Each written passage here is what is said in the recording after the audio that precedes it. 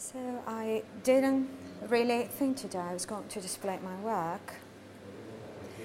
My intention, my wish was to share with all of you some 20 objects, some 20 pieces, which are all very different one from the other, and for which we may perhaps speak about design, or we may even not refer to the word design. And the reason why I'm saying that is because all of these objects and artworks are displayed in this third Museum of Design, which you'll be going to have the opportunity to visit later on. So in that museum, we have some 797 objects and pieces from ancient age up until today. They're all Italian, and they all belong to the whole geography of Italy in a kind of very interesting mixture between industrial design and artisanship, art, sculpture, small items that people might want to call souvenirs. And the concept here, and the title is Things We Are, the things we are. So between the individual and the object, there is a relationship, an intimate relationship, a very strong connection. It's a very peculiar connection, which may become even mysterious and very deep. And each and every individual has a kind of a wide variety of birds flying around him, just like the objects are surrounding him, and the individual is moving around together with his object, his favorite object. If I'm going to the countryside, I'm dealing with my object. If I'm here, I'm dealing with my object as well. And these objects are changing in an ongoing change as life is changing. And while life is changing, also the system of object is changing as well. It's like having two parallel routes. There's one individual route and the other one is the object route. So let me start here by sharing with you this audio instrument, which is a bell. The sound of a bell which spreads all around, which communicates, which transfers either religious or normal civil messages miles and high distances, long distances away. And the shape of this bronze bell has actually been unchanged over the centuries, so has never changed. And it is an object which I would say quite simple to build, but the quality of the sound actually depends on different factors such as the shape and the quality of the material itself. The one on the left-hand side dates back to the year 1000. The one on the right-hand side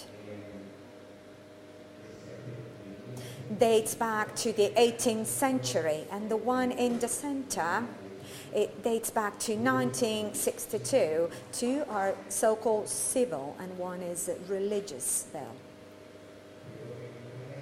So what I'm interested into is that sometimes shapes remain totally unchanged, as this is the case with the bell, and there are some ceramic factories which are still using mold that had been used back in 1500, so in the 16th century.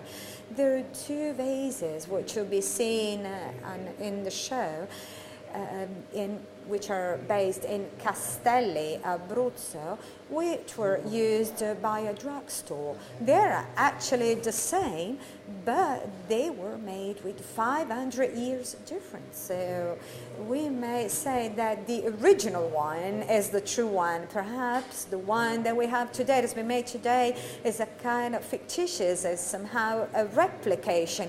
But it I don't necessarily agree with that, because the continuity of the molds, which have never changed throughout the centuries, it makes them completely the same.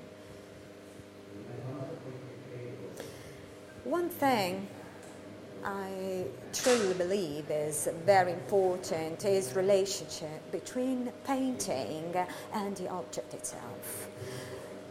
If we take this painting, which dates back to 1918, and it has been painted by Felice Casorati, a very popular painter from the 20th century. Also, it is also a project of 1, 2, 3, 4, 5, 6, 7, 8 cups, which you can see, mugs. And this painting is also displayed in the exhibition. And I have found the real mugs.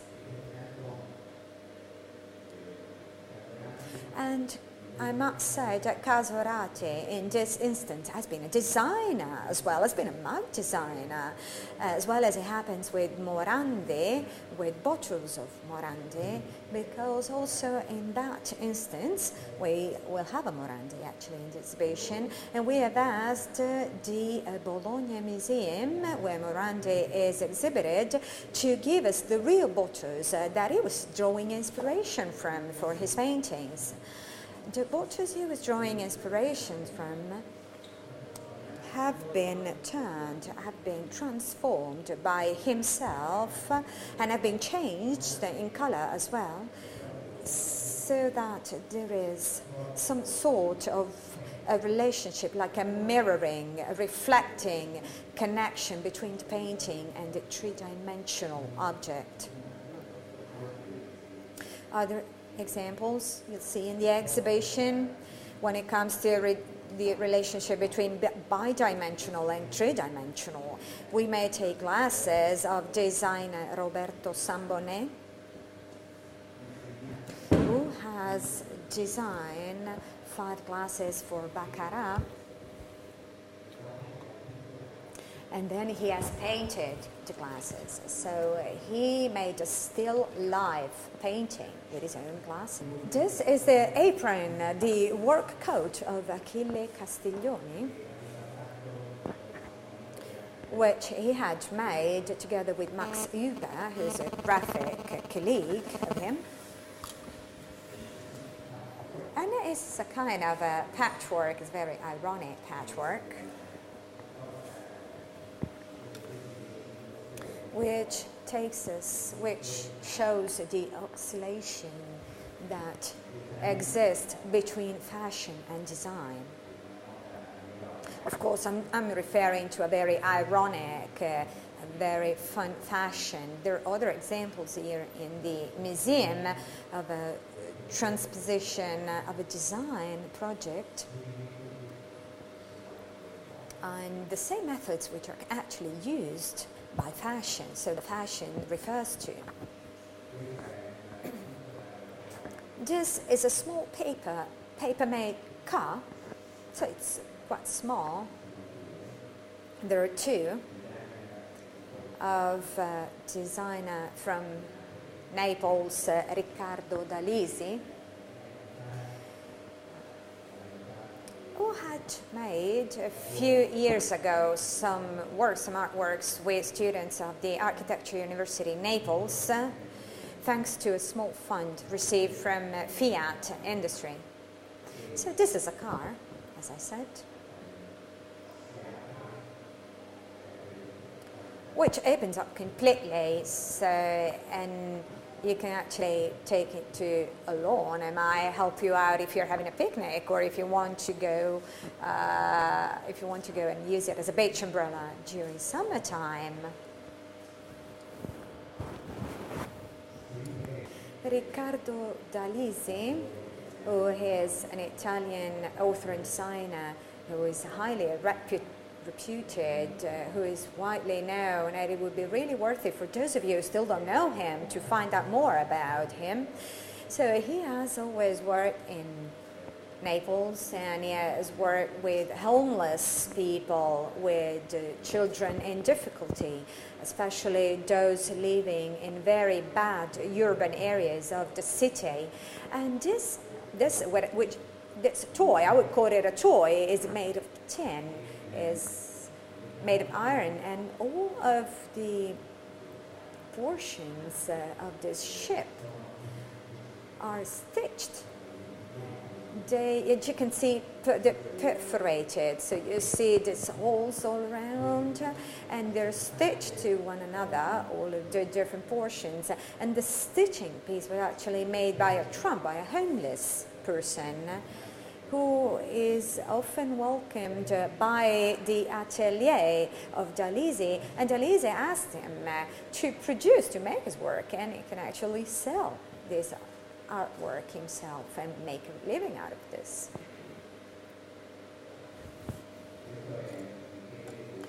This is Michele De Lucchi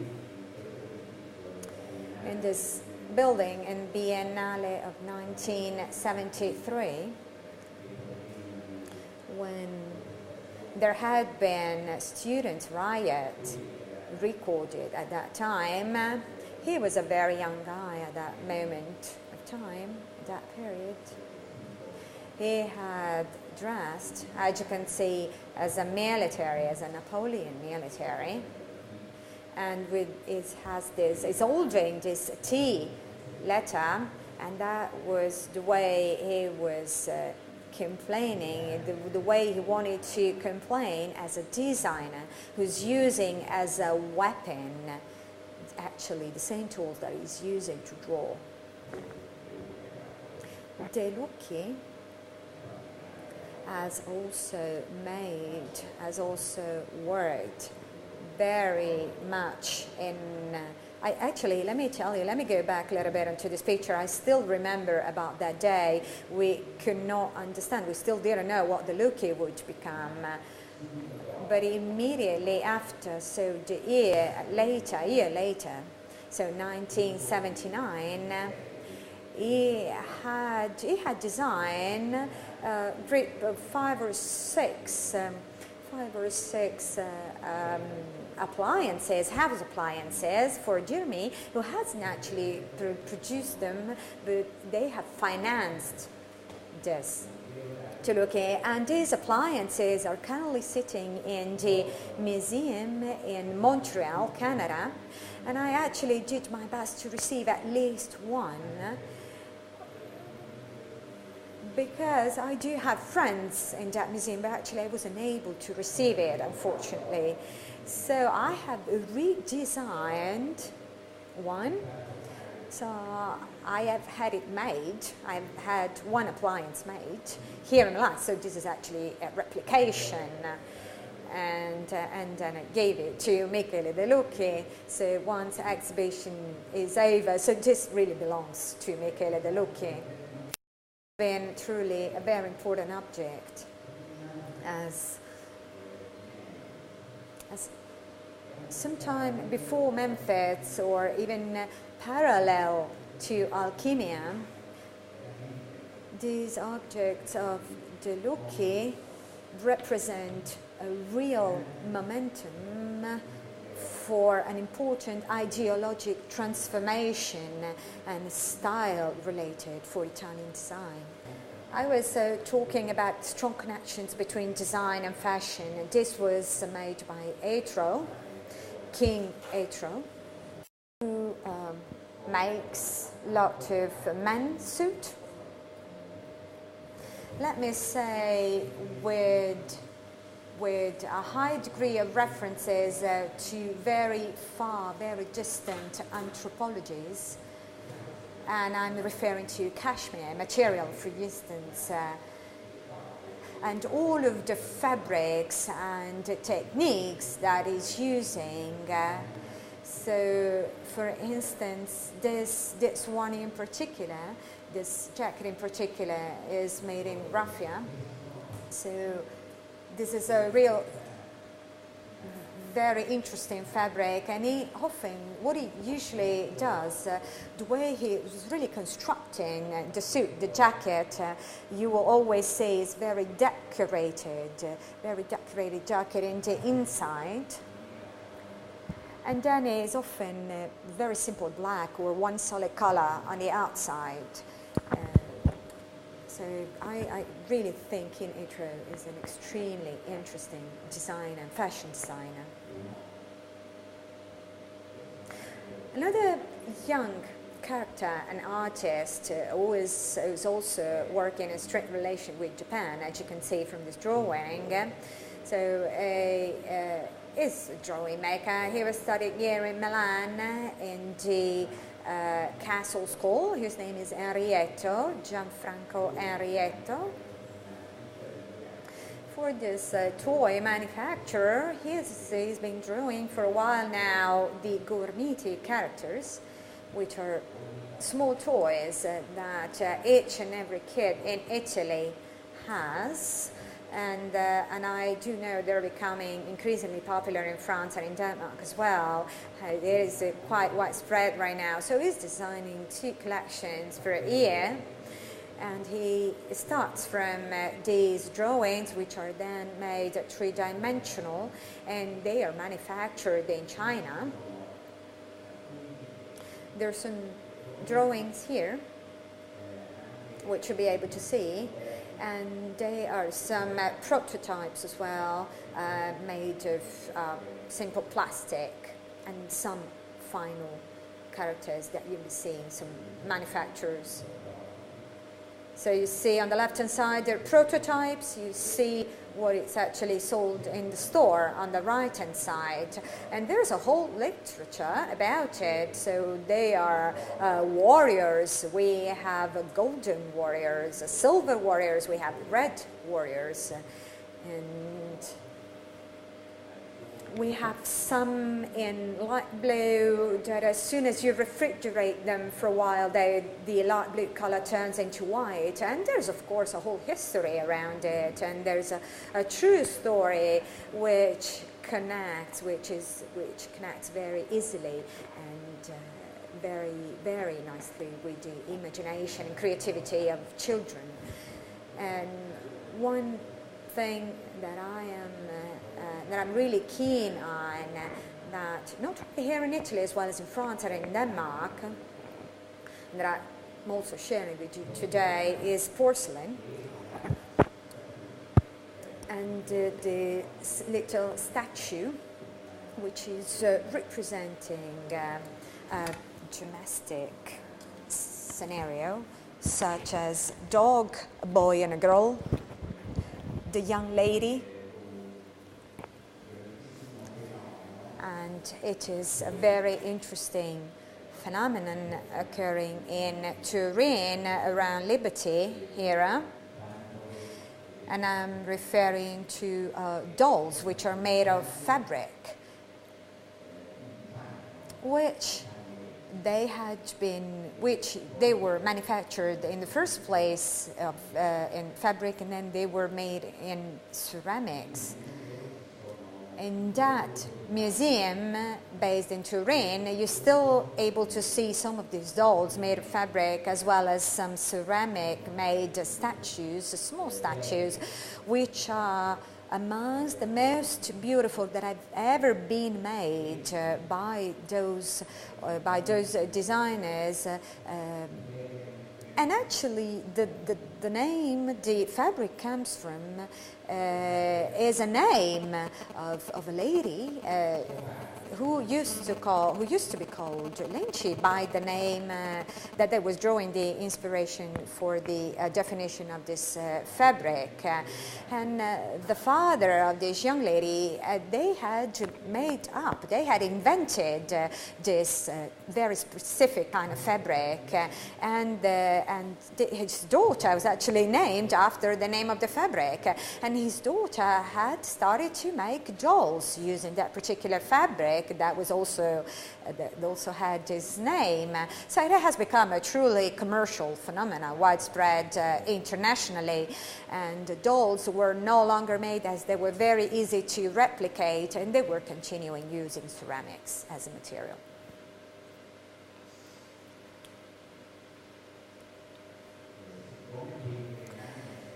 Because I have been asked in Triennale to prepare a kind of children exhibition. There's also a portion of the exhibition which is devoted to toys. We've seen Gormiti.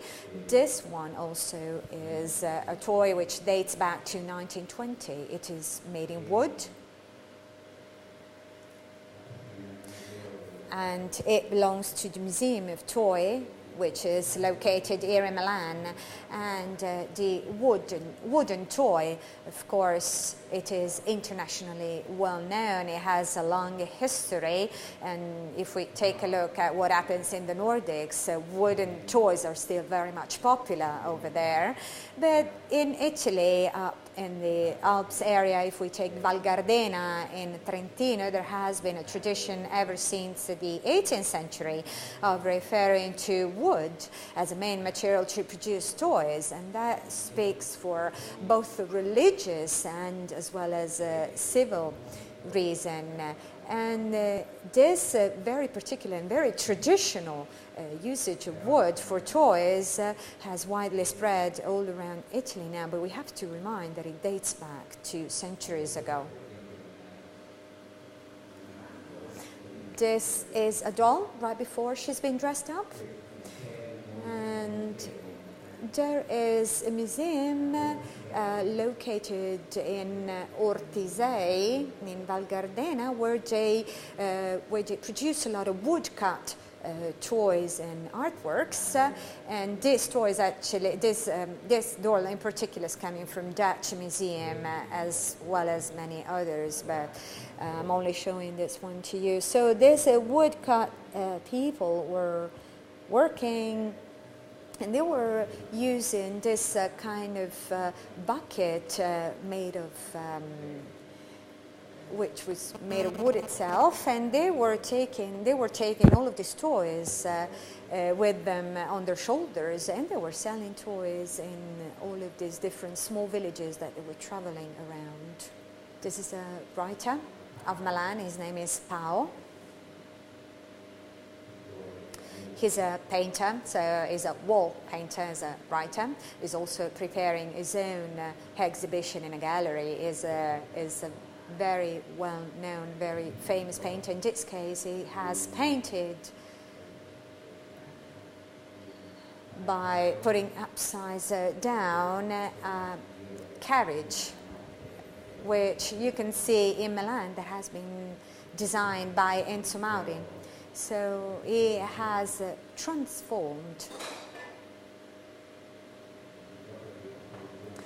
He has transformed the language, artistic language, making a fruit, a cucumber, as a kind of urban furnishing, piece of furniture. Here in Milan, we do have a long story of writers, some of which are very proficient in painting. We have Pao, we have Brass, who's also popular as well. There has been lately an exhibition at the Royal Palais where all of these artworks were displayed, were exhibited, and of course what they were exhibited were pictures of their wall writings, as well as some objects such as this cucumber. And we have here two more young artists who are usually collaborators, so they work as a couple, Perino and Vele. They come from Naples, and they work with paper. So this is a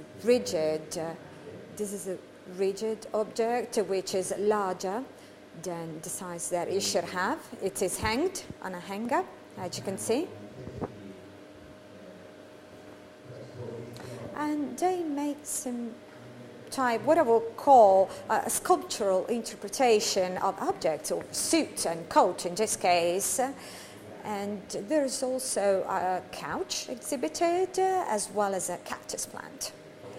The way they play with recalls somehow pop art. So they start from a reality, from a real object, and they turn it into an aesthetics, into an artistic interpretation.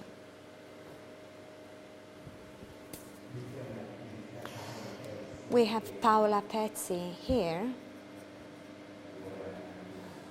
She's based in Milan, she works here in Milan, and she mainly works using pencil. But I'm not saying that she's using pencil to draw, but more she's using pencil to make sculpture out of it. And this one in particular is some kind of sunflower, which is made out of red and yellow pencil cases.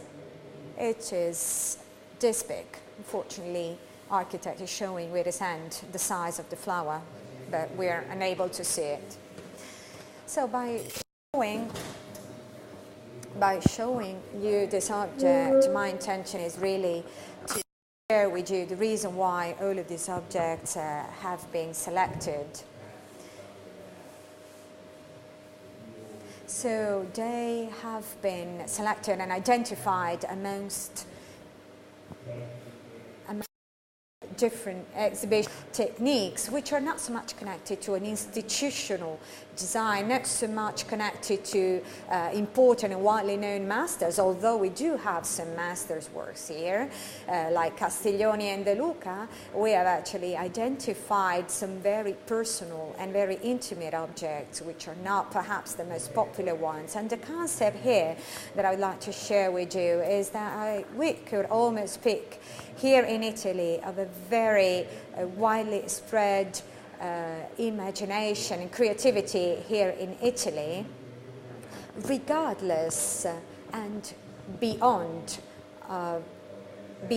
organized and structured organizations.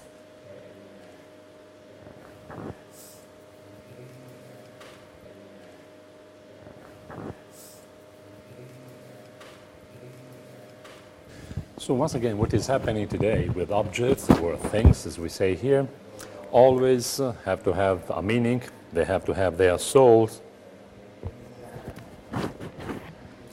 And once again, what they need is to have a spiritual presence and sentimental presence, I'd like to say.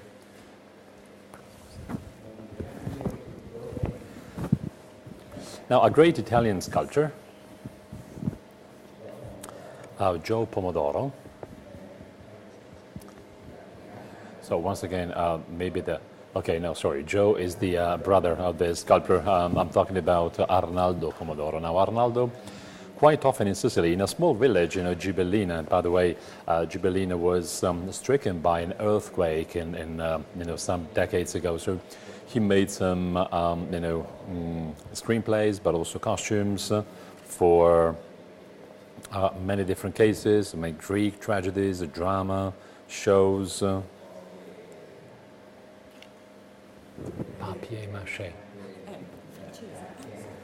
And once again, this is being created by, people in the south of Italy. For example, this is a costume. And once again, it's sort of a helmet. And then you have a shield, and you also have front protection for one of those, representations. I mean, ancient Greek philosophies were represented in amphitheaters in Ghibellina. Now, Enrico Rambaldi is also another great character from Italy. He has invented many, many things or objects and then tricks, and he worked for many, many years in Los Angeles. I mean, he has worked many years in California, and especially in LA. So he created King Kong, and he also created E.T. So what you can see here is E.T. and plenty of brothers, so to say. Now, I couldn't really get the prototype of this character, But anyway, you can see it in a museum in Turin, but once again, it was impossible to get it because, I mean, Rambaldi is quite a weird person. I mean, let's say he's kind of special. But anyway, I managed to find, these characters, I mean, miniature or small-scale characters. Now, these ETs have been used in the U.S. as, gadgets to be distributed or given to people attending meetings, during the filming, but also the projection of the film. Now, here you can see a bench. Now, it's very small, just like this. I mean, it's a prototype. It's made of paper.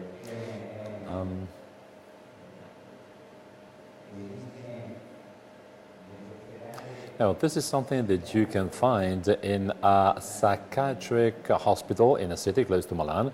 The name of this city is Lodi. Now, it's a psychiatric hospital, and basically they also have a lab. And, we have schizophrenic people who are offered, training there and some ateliers, so workshops.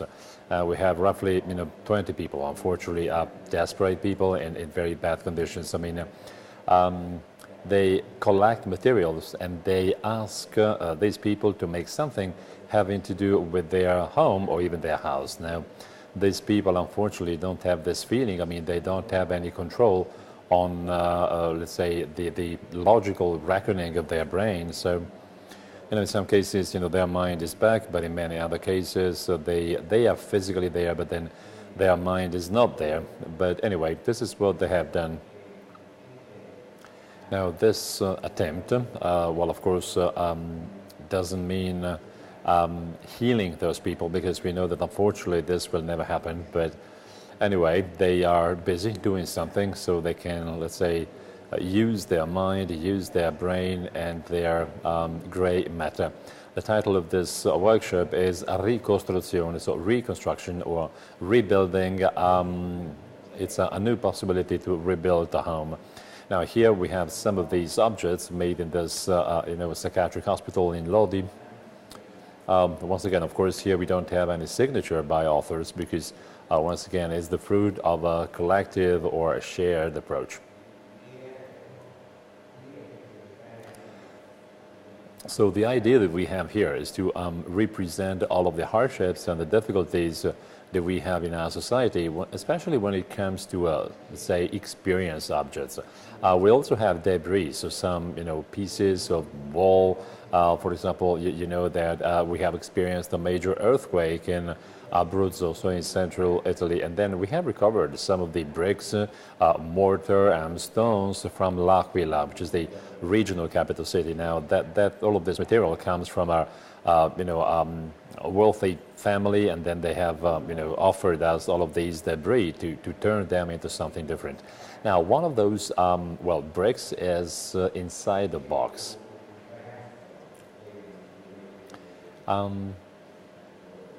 Now, one young boy, he's studying now law in Bologna, and then he got some pieces or debris of his house. And then the name of this box containing some debris is La Casa di Tommaso. Now, Tommaso is his name, so this box is named after him. Tommaso's house. And it's a sort of a souvenir. It's a sort of, some memories that he would like to always carry with him.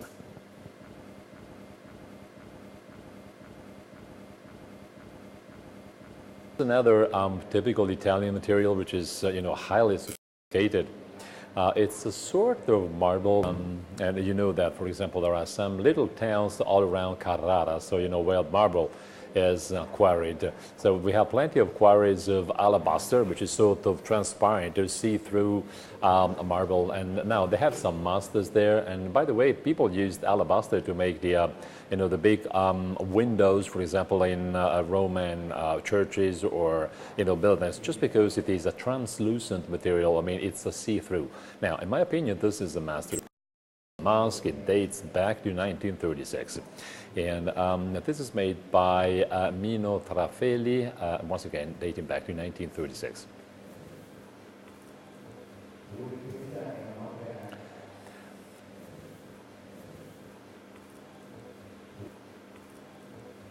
Now, once again, this is also another very, very important masterpiece. Now, this is an artist coming from Milan. His name was Adolfo Wild, and he was a master in Liberty style. Now, this sculpture dates back to 1922. Now, this person lived and worked here in Milan. And he used to create, let's say, well, faces, and then representing people, but overloaded with feelings and you know, deep emotions. So there's something I really would like to share with you this morning. I mean, it's going to be one of the take-home messages, if you will. But now, of course, we also have some architecture inside these masterpieces, not just sculpture. I guess that in Adolfo Wild, there's always been a sort of an overlapping of different things. For example, architecture, industrial design, and then pure design, craftsmanship, and then art and sculpture once again. So it's a combined, intertwined network of plenty of things, all, I mean, put together. And so all of these objects may be represented by this sculpture. There's a deep soul behind this face. I mean, you know, this is, you know, an squeeze everything in. So once again, when I think of design, I would like to see a soul inside. I think that this is something that's missing today. So design today, and by the way, this is what we saw last week at the, you know, I think this is highly technical. I mean, design is really, really very technical, and I think that it's a sort of mirage, and I think that, you know, a technical quality is a mirage. I mean, it's a sort of, you know, daydreaming.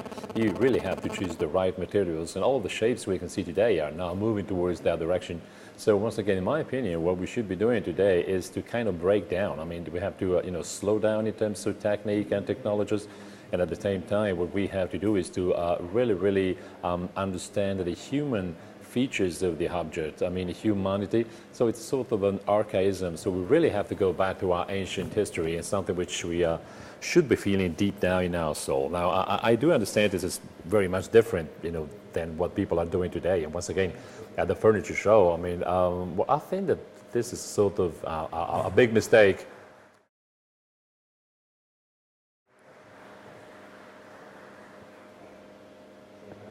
So too much of technology, too technical, and this is something we're trying to do in our, I mean, in the magazine that I am, let's say, managing. I mean, in Domus. Once again, this is the last image or picture I really wanted to share with you this morning. Thanks a lot. Thank you.